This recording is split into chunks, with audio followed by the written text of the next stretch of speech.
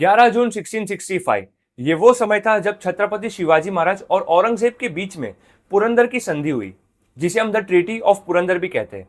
और इस पुरंदर की संधि के तहत छत्रपति शिवाजी महाराज को अपने स्वराज के 35 किलो में से 23 किले औरंगजेब के अधीन करने पड़े।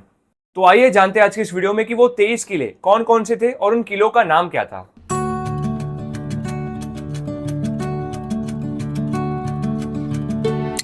तो सबसे पहले हमें यह जानना पड़ेगा द ट्रीटी ऑफ पुरंदर आखिर है क्या।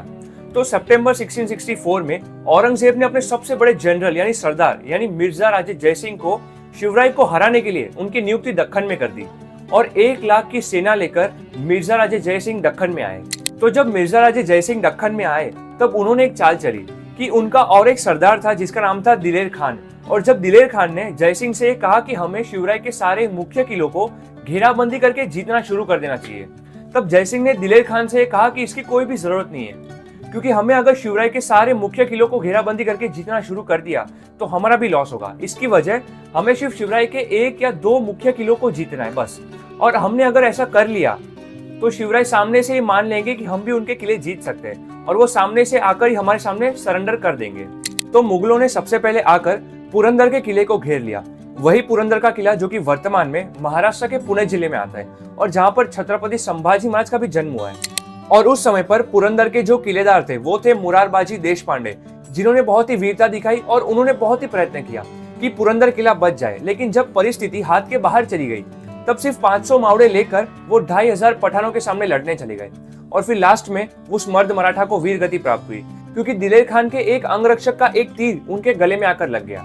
उन मुरारबाजी देशपांडे के संबंध में इतिहास हमें यह भी बताता है कि युद्ध के बीच में दिलेर खान ने मुरारबाजी को रोकते हुए ये कहा कि तेरे जैसा योद्धा मैंने आज तक नहीं देखा, तू मेरे साथ जुड़ जा, मैं तुझे अपने बादशाह के पास लेके जाऊंगा और तुझे बहुत बड़ा योद्धा बनाऊंगा और तुझे बहुत सारे पैसे भी दूंगा।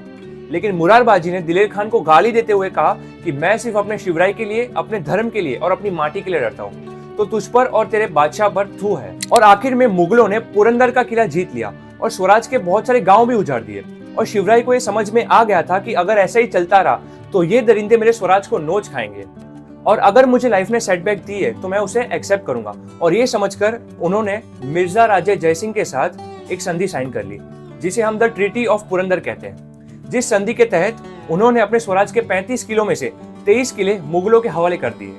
और इन 23 किलो में से शिवराय को सालाना 40 लाख की रेवेन्यू प्राप्त होती थी। तो पुरंदर की संधि क्या थी ये तो समझ में आ गई, लेकिन जो 23 किले थे वो कौन कौन से थे वो समझते हैं। तो सर जदुनाथ सरकार ने अपनी किताब शिवाजी एंड हिज टाइम्स में इन 23 किलो की एक लिस्ट दी है, तो वो मैं आपको दिखाता हूँ। The Maratha fort surrender to the emperor by the treaty of Purandar were in the Deccan.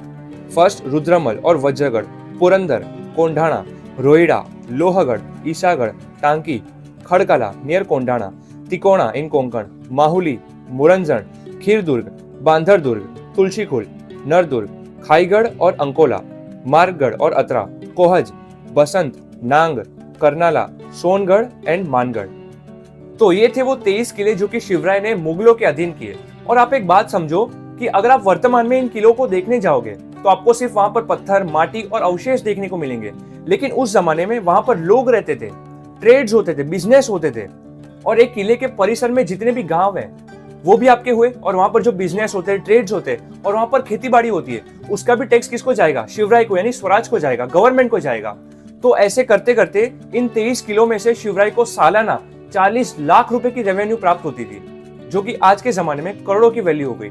तो इतना बड़ा लॉस भी शिवराय को उठाना पड़ा। और ये बात उस समय की है जब शिवराय का स्वराज इतना बड़ा नहीं था। मैंने कहा सिर्फ 35 किलो में से उन्होंने 23 किले दिए, यानी कि कुल 35 किले ही थे स्वराज में। और आगे जाकर हम देख भी सकते हैं कि वो 23 किले जो मुगलों के अधीन किए थे वो कुछ महीनों में ही शिवराय ने वापस जीत लिए थे। और जब उनकी मृत्यु हुई यानी कि 1680 में उनके स्वराज के किलों की संख्या 400 से भी अधिक थी। और कई लोग ऐसा भी बोलते हैं कि मराठाओं के पास और शिवराय के पास इतनी संपत्ति नहीं थी। तो जरा इतिहास पढ़ के देख लेना कि 400 से भी अधिक किले थे शिवराय के पास, तो उसकी नेट रेवेन्यू यानी कि ईयरली रेवेन्यू उनको कितनी प्राप्त होती होगी आप कल्पना भी नहीं कर सकते हो। अरबों खरबों की वैल्यू थी शिवराय के पास। और इतना सब कुछ खड़ा किया, इतना बड़ा स्वराज्य खड़ा किया, इतनी करोड़ों की संपत्ति प्राप्त की, किसके लिए? खुद की मजा मस्ती के लिए नहीं कि मुझे राजा बनना है, सिर्फ मेरे और आपके लिए, आने वाली नस्लों के लिए, आने वाली पीढ़ियों के लिए, कि आने वाली पीढ़ियों की कमर उन मलेच्छों से लड़ते लड़ते टूट ना जाए, इसके लिए इसलिए उन्होंने उस जमाने में हमारे लिए लड़ा। तो ये था हमारा आज का छोटा सा वीडियो। तो ऐसे ही नए इतिहास के वीडियोस देखने के लिए मेरे चैनल को सब्सक्राइब जरूर कर देना। तो मिलते हैं ऐसे कोई नए इतिहास के वीडियो में। सो तब तक के लिए जय शिवराय।